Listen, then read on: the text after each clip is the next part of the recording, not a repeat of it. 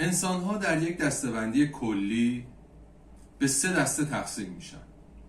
دسته اول افرادی هستن که اعتقاد به خدا و قیامت و زندگی بعد از مرگ و اینا ندارن. اینا معمولاً حالا انواع مختلفی ممکنه اعتقادات داشته. بعضیاشون مثلا یکی از بزرگانشون اریک فون دانیکنه که میگه که آره آقا یه سری آدم فضایی اومدن ما رو خلق کردن و اینا. یه عده دیگه میگن نه آقا همه چیز تصادفیه، یه بیگ بنگی به وجود اومده، توی این کائنات به صورت تصادفی کره زمینی درست شده و انسان توش خلق شده. بعضی هم اینها اعتقادشون به سمت داروینیسمه، میگن که آقا یه تک سلولی بوده بعد سلولهای بعدی اضافه شده و موضوعهای مختلف. اینها کلا اصلا اعتقادشون به سمت اینه که هیچ هدفی این وسط وجود نداره و اصلا ماهیت خیلی تصادفیه و انسان به وجود میاد و از بین میره. یه جورایی نهیلیسته. گروه دومی هم هستش که اینها افرادی هستن که به خدا اعتقاد دارن، میگن آقا خدا هست، همه چیز هست، ولی ما هم داریم زندگیمون رو میکنیم، داریم زندگیمون رو پیش میبریم جلو. به هر حال صبح از خواب پا میشن، میخوابن، به این دنیا خیلی اهمیت میدن، روزمرهشون رو میرن جلو و این دنیا براشون کلا مهمه. دسته سومی هم هست که این دسته به عبارتی عزیزترین های خداوندن و یا حتی به عنوان عزیزترین های بشریت هم هستن. ما میخوایم توی این ویدیو در مورد دسته سوم صحبت بکنیم که بسیار حائز اهمیته. با ما همراه باشید.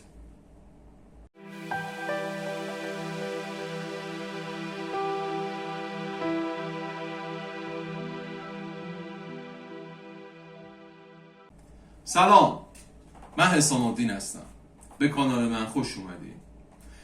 ما توی این قسمت میخوایم در مورد دسته سومی که بهتون توضیح دادیم، 2 دسته قبلی رو که کیا بودن، یه دسته سومی هم وجود داره که این دسته سوم رو میخوایم بهتون توضیح بدیم.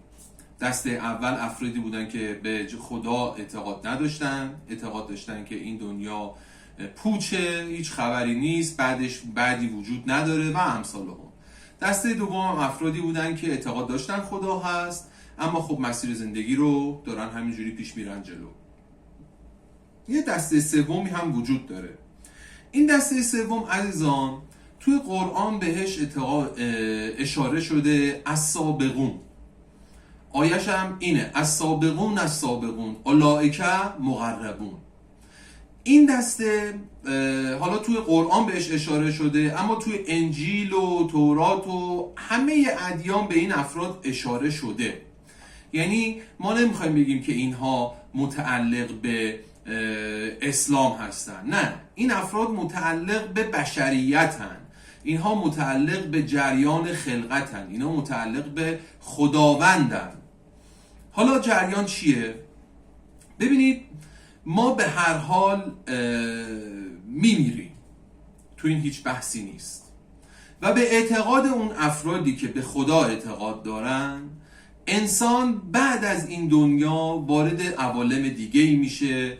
به هر حال یه حساب کتابی هست، به هر حال این کارها میگن آقا کمترین و کوچکترین کاری که کردی به حسابش رسیده میشه. کار خوب باشه پاسخشو میگیری، کار بد باشه پاسخشو میگیری. اما افرادی هستن که اینها افرادی هستن که خودشون داوطلبانه و خودخواسته به سمت حرکت صعودی و سیر حرکت نهایی انسان حرکت میکنن و خودشون قدم برمیدارن در این سمت. اینها افرادی هستن که بهشون میگن السابقون، اونایی که سبقت میگیرن از بقیه، و یا به عبارتی که خیلی معروف و مشهوره به اینها میگن سالکان یا سلکا. اینها کیان؟ اینها افرادی هستند که ما یه حدیثی داریم از پیامبر اسلام که میگه آقا بمیرید قبل از این که شما رو بمیرونن یا شما بمیرید، یعنی قبل از مرگتون خودتون بمیرید خودخواسته. این به چه معناست؟ به این معناست که دوستان، ما وقتی در جهت رشد و تعالای انسان حرکت میکنیم، وقتی در جهت سیر صعودی خودمون حرکت میکنیم، وقتی حرکت طولی رو انجام میدیم، ناخودآگاه داریم در جهت رشد خودمون و در جهت بهبود جریان خودمون حرکت میکنیم. عزیزان، یکی از بزرگترین و اساسی ترین اهداف خلقت و یا به عبارتی اساسی ترین هدف خلقت اینه که انسان به اون حد تعالی خودش برسه و برای این حرکت دو راه وجود داره. یا خود شما خودخواسته این مسیر رو میری یا این مسیر رو مجبوری بری. اما اون افرادی که خودشون خواسته و از روی اراده این مسیر رو شروع میکنن به حرکت و در جهتش حرکت میکنن، تلاش میکنن، اینها افرادی هستند که عزیزن برای خداوند. ولی یه سری از افراد هستن که به خدا اعتقاد دارن اما در این جهت تلاش نمیکنن، حرکتی نمیکنن. اینها افرادی هستند که مجبورن در جهت رشد حرکت بکنن و افرادی که اصلا کلا اعتقاد ندارن اونها هم مجبورن در جهت رشد حرکت بکنن اما کارشون بسیار سخته.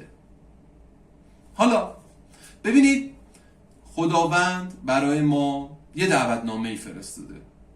این دعوتنامه رو به وسیله پیامبرانش برای ما رسونده. پیامبرای اولوالعزم داشتیم، حضرت موسی، حضرت عیسی، حضرت ابراهیم، حضرت نوح، حضرت محمد. اینها همه افرادی بودن که پیغام خدا رو رسوندن به ما، دعوتنامه خداوند رو به ما رسوندن. حالا ما اگر در این جهت خودخواسته حرکت بکنیم و شروع بکنیم مسیر رو طی بکنیم با حرکت و رشد در درون خودمون، ما عزیز میشیم و میشیم جزو سبقت گیرنده ها، میشیم جزو از سابقون. این افراد بسیار ارزشمندند. دوستان، اگر شما توی تاریخ بشریت هم نگاه بکنید، افرادی که به یک روشی، به یک طریقی روی تاریخ بشریت اثر مثبت گذاشتن، اینها اکثرا افرادی بودن که سالک بودن. اصلا نمیخوام رنگ روی مذهب به قضیه بدم، ببینید، چون این ماجرایی که ما داریم صحبت میکنیم ورای موضوع مذهبه. مذهب یک موضوع مهمه و ارزشمنده، اما ما نمیخوایم بیایم تو قالب مذهب قرارش بدیم. چرا؟ چون اگر تو قالب مذهب قرار بدیم ممکنه ایدئولوژی های مختلف با هم در تقابل قرار بگیرن و اون اصل موضوع به فراموشی سپرده بشه. صحبت سر اصل موضوعه. صحبت سر اینه که آقا، افرادی که در جهت رشد خودشون حرکت میکنن، اینها افرادی هستند که در جهت رشد هدف خلقت دارن حرکت میکنن. اینها هر قالبی میتونن داشته باشن.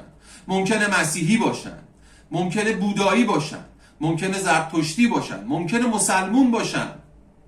این موضوعی که ما داریم مطرح میکنیم ورای بحث دینه، موضوع هدف خلقته. خداوند به هر حال با دینهایی که فرستاده مسیرهایی رو برای انسان روشن کرده که آقا این مسیر ساده ترین و راحت ترین و نزدیک ترینه. حالا شما ازش استفاده میکنی یا نه؟ اما موضوع اینجاست که شما هدف خلقت رو باید بهش توجه بکنی. اینه که شما خودتو رشد بدی و این خارج از دنیای عقل هم نیست. انسان خودش میفهمه که اگر در جهت رشد حرکت بکنه به سرمنزل مقصود میرسه. حالا هدف کجاست؟ ما میخوایم به کجا برسیم؟ دوستان، یک ماهیتی هست، یک جریانی هست که بی نهایت از هر منظر، از لحاظ وجودی، از لحاظ خصوصیات، از لحاظ توانایی، از لحاظ قدرت، از همه جهت بی نهایته و ما به این میگیم خدا. حالا ممکنه شما هر چیزی بهش بگی. شما بگی انرژی کائنات، شما بگی سرنوشت، شما بگی که آقا زیبایی، هر چیزی ممکنه شما بهش بگی. ما در مورد اسم صحبت نمی کنیم، داریم در مورد ماهیت صحبت میکنیم. میگیم یک ماهیت بی نهایتی هست که انسان به واسطه توانایی هایی که در درونش داره میتونه به این بی نهایت برسه و باید به اون بی نهایت برسه، چه بخواد چه نخواد.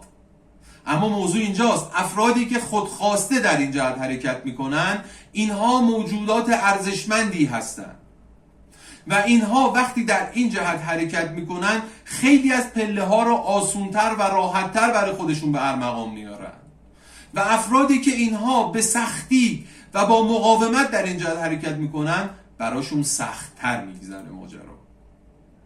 خب ما متوجه شدیم که در نهایت قراره به کجا برسیم؟ در نهایت قراره برسیم به اون بی نهایت.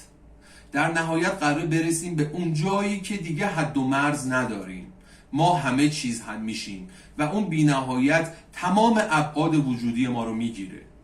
الان ممکنه براتون سخت باشه پذیرش این قضیه. چرا؟ چون تو قالب جسم قرار دارید. جسم یک جریان و یک ماهیت محدوده و چون تو یک ماهیت محدود قرار داریم برامون سخت تصور بی نهایت. اما این رو بدونید که ما در نهایتش باید به اون بی نهایت برسیم.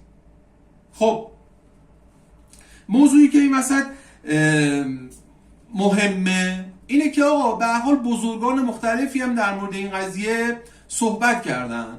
یکی از اون افراد، حالا خیلی ها صحبت کردن، حافظ صحبت کرده، سعدی صحبت کرده و امثال هم. اما من حالا به ذهنم رسید که مولانا رو مثال بزنم. مولانا یه شعری داره میگه بمیرید بمیرید در این عشق بمیرید، چو مردید در این عشق همه روح پذیرید. بدانید بدانید که خوبان جهانید، برانید برانید که تا باز نمانید. یکی تیشه بگیرید پی حفره زندان، چو زندان بشکستید همه شاه و امیرید. دوستان و این شعر طولانیه، ادامه داره، اما میخوام به شما بگم که مولانا هم به این اشاره کرده، حافظ هم به این اشاره کرده، تو ادیان آیه گوته به این اشاره کرده، تو ادیان مختلف، تو مذاهب مختلف و تو ایدئولوژی های مختلف این قضیه مطرح شده. پس دوستان توجه بکنید به این قضیه که اگر ما خودخواسته در جهت رشد درونی خودمون و در جهت رشد خودمون حرکت بکنیم، مطمئناً خیلی از این پله ها رو سریعتر و راحتتر طی می‌کنیم. مسیرش هم برای شما توی ویدئوهای قبلی توضیح دادم که بتونید راحتتر این قضیه رو درک بکنید که چطوری باید حرکت بکنیم در این جهت.